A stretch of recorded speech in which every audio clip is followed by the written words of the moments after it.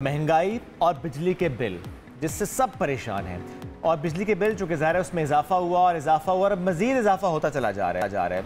अब उसके खिलाफ जमात इस्लामी जो कि रावलपिंडी में धरना दिए बैठी है और हुकूमत की कोशिश है कि धरना ख़त्म कराया जाए और इसीलिए गुज़श्ता रोज़ मुज़ाकरात हुए। उसके बाद जमात इस्लामी के जो गिरफ्तार कारकुनान थे उनकी रिहाई के अहकाम भी जारी कर दिए गए।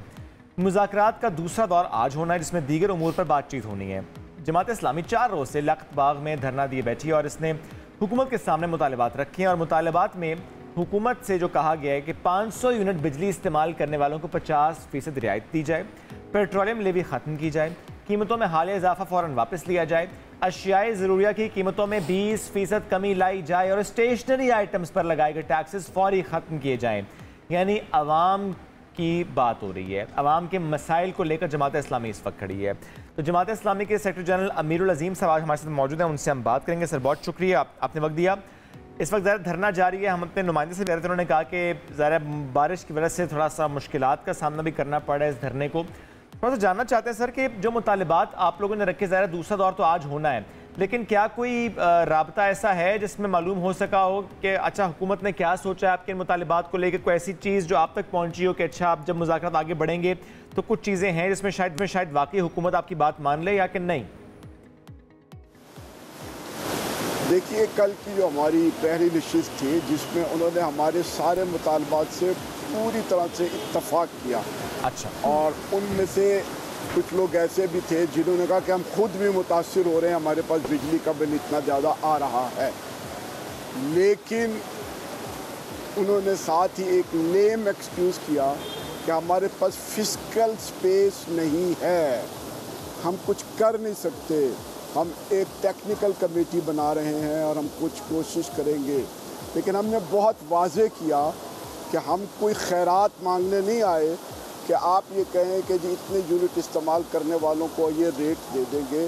हम बिजली की कीमत को कम करवाने आए हैं। वो कीमत जो बिजली पैदा करने के लिए खर्च होती है, बस वो आवाम से कीमत लें, क्योंकि ये गरीब आदमी का मसला नहीं रह गया।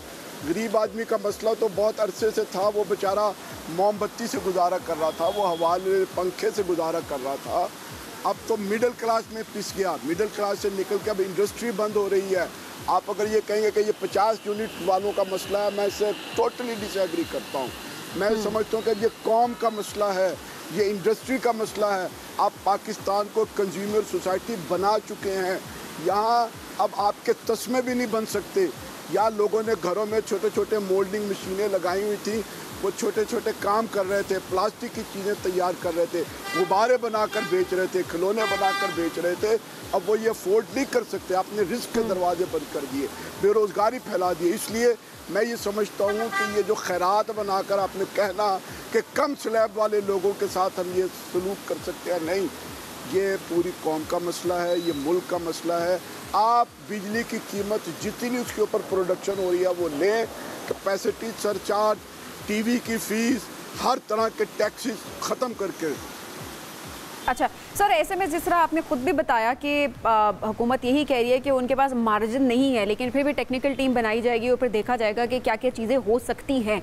क्या एक्सपेक्टेशंस हैं आज जब बातचीत होगी? एक तो ये भी बताएगा कि आज बातचीत होने जा रही है और अगर मुज़ाकरात का दूसरा अमल आज होने के जा रहा है तो क्या एक्सपेक्टेशंस हैं आप लोगों की? तीसरी बात, अगर मुतालबात पूरे नहीं होते और आज कोई अच्छी खबर नहीं सामने आती मुज़ाकरात में, तो उसके बाद जमात इस्लामी का अगला लाए अमल क्या होगा?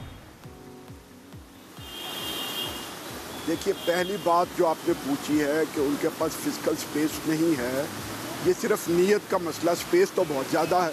अभी कौमी असम्बली ने 2 दिन पहले ये कहा कि पार्लियामेंट के अरकान का फ़ी किलोमीटर जो तयशुदा उनको अलाउंस दिया जाता है उसमें 15 रुपये आपने इजाफा कर दिए। आप ब्यूरोक्रेसी के तमाम अफसरशाही को बड़ी बड़ी गाड़ियाँ दे रहे हैं।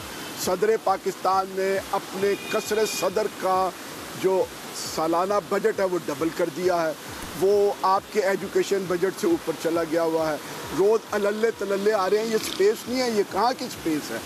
इसलिए अगर आप आवाम का म्यार ज़िंदगी बुलंद नहीं कर सकते तो अपना म्यार ज़िंदगी आवाम के बराबर ले आए, फिर हम ये समझेंगे कि आपके पास फिजिकल स्पेस नहीं है। यहाँ हर हुक्मरान आके जो है वो ये कहता है कि जी दौलत नहीं है, खजाना नहीं है, टैक्स इकट्ठे नहीं हो रहे। जो कुछ इकट्ठा होता है वो आप अपने हेलीकॉप्टरों पर और अपने आने जाने पर और अपने शाही अखराजात पर इस्तेमाल। बहुत मुनासिब बात। अच्छा, और इसमें अमीरुल अज़ीम साहब, जो बिजली के बिल, चूँकि ज़ाहिर है आपने बड़ा दुरुस्त कहा कि ये पूरी कौम का मसला है इस वक्त, क्योंकि हम ये ऐसे खबरें रिपोर्ट भी कर रहे हैं कि जो बार बार एक बात कर दी जाती है कि जी IPP से जो डील हुई हुई, एग्रीमेंट हुआ है, उसकी वजह से हम ये नहीं कर पाते। बस आवाम को समझाएं कि आवाम को किस घन चक्कर में डाला जा रहा है कि सिर्फ एक जुमला कह दिया जाता है, चूँकि जी मुआहदा हमारा हुआ है IPP के साथ, हम कुछ कर नहीं सकते। कुर्सी पे बैठे हैं, हुकूमत में आए हैं, वोट लेकर आए हैं, दावे करके आए हैं, कर कुछ नहीं सकते। नहीं, आवाम को समझाने की ज़रूरत नहीं है, ये हुक्मरानों को समझाना है। हमें बेवकूफ़ मत बनाओ। और पाकिस्तान में पिछले 70 सालों से कौम को बेवकूफ़ बनाना बड़ा आसान है, और कौम जो है वो अब समझ गई है कि नहीं, ये हमें बेवकूफ़ बनाते हैं। बड़ी बड़ी आप टर्मिनोलॉजी इस्तेमाल करते हैं। जब आपने निचकारी करनी हो तो कहते हैं गोल्डन शेक है, राइट साइजिंग। भाई अपनी राइट साइजिंग तो करते नहीं, अपनी ब्यूरोक्रेसी, अपनी इंतज़ामिया, अपनी काबीना जो अफसरशाही है, अपनी काबीना, अपने मशीर वज़ीर, ये सारा कुछ देखिए।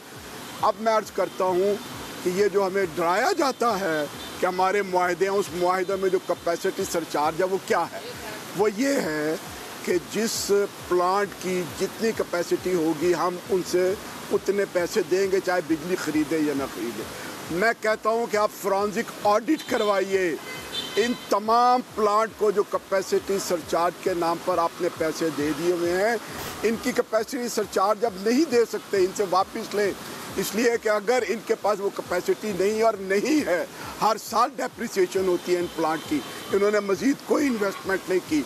इसलिए मैं ये कहता हूँ कि बजाय इनसे रीनेगोशिएट होने के, आप इनका फॉरेंसिक ऑडिट करवा लीजिए। हर साल इनकी कैपेसिटी जो कम हुई है वो पैसे वापस ले। ये मलेशिया के अंदर हो चुका हुआ है। जब वहाँ फॉरेंसिक ऑडिट की कोशिश की गई तो तमाम सरमायादार IPPs वाले मलेशिया छोड़कर भाग गए और वो वापस नहीं आए। प्लांट जो है वो फिर हुकूमत के हाथ में आ गया। तो हमारा ये मुतालबा है, रीनेगोशिएशन खत्म। हम क्यों नहीं कर रहे साहब? हमारी हुकूमत के, हमारी शराफिया के, हमारी ब्यूरोक्रेसी के कौन से ऐसे इंटरेस्ट हैं कि हम ये स्टेप नहीं ले रहे? हम हर चौथे दिन ये कह देते हैं फी यूनिट बिजली इतनी महंगी हो गई। हम क्यों उनका फॉरेंसिक ऑडिट नहीं करा रहे? हम उनसे क्यों रीनेगोशिएट नहीं कर रहे? जो आपने एग्जांपल कोट कर दी मलेशिया की, हम क्यों नहीं कर रहे? मसला कहाँ पे है? मसला ये है कि ये डॉलर छापने वाली एक मशीन बन गई हुई है, और ये छापने वाली मशीन के मालिकान चाहे मुल्की हो या गैर मुल्की, ये फ्रंट मैन है इन सब के। इसलिए, और ये सिर्फ यहाँ तक नहीं है, आप देखिए कि कौम को बेवकूफ़ बनाया जाता रहा, जिसका नतीजा ये निकला कि आपने प्लांट के अलावा 2014 में नवाज शरीफ साहब ने जो LNG इंपोर्ट करने की कोशिश की गई, फिर बाद में कहा कि कराची के अंदर टर्मिनल बनेगा। टर्मिनल बनाने के लिए जो कंपनियों को ठेका दिया गया, उनके साथ भी कैपेसिटी चार्ज के नाम पर एक रिशिक रख ली गई। आप रोज़ाना $5 लाख कराची के अंदर जो आपने टर्मिनल बनाए हैं वो रोज़ाना आप दे रहे हैं $5 लाख। चाहे LNG जो है वो वहाँ से आप रोज़ वसूल करें या ना करें, रोज़ाना आप सरचार्ज दे रहे हैं। ये नए नए आलाकार बना के अपनी जेबें भरते हैं और कौम की जेबों से पैसे निकालते हैं। ज़ाहिर है यही वजह है कि जो फिस्कल स्पेस की बात की जा रही है, मार्जिन की बात की जा रही है, वो नज़र ही नहीं आ रही है। क्योंकि करने को चाहें तो बहुत कुछ हो सकता है, क्योंकि जिस तरह पहले बात की कि अपने अखराजात भी कम करके आवाम के लेवल पर खुद आएँ तो सब मान जाएं कि हाँ वाकई स्पेस नहीं है। स्पेस है तो आप लोग अपनी ऐशो इशरत की ज़िंदगी गुजारें, आपके बच्चे अपने ऐशो इशरत की ज़िंदगी गुजारें, तो जाहिर है फिर आवाम इसमें सवाल ज़रूर करेगी। बहुत शुक्रिया अमीरुल अज़ीम साहब प्रोग्राम ज्वाइन करने के लिए।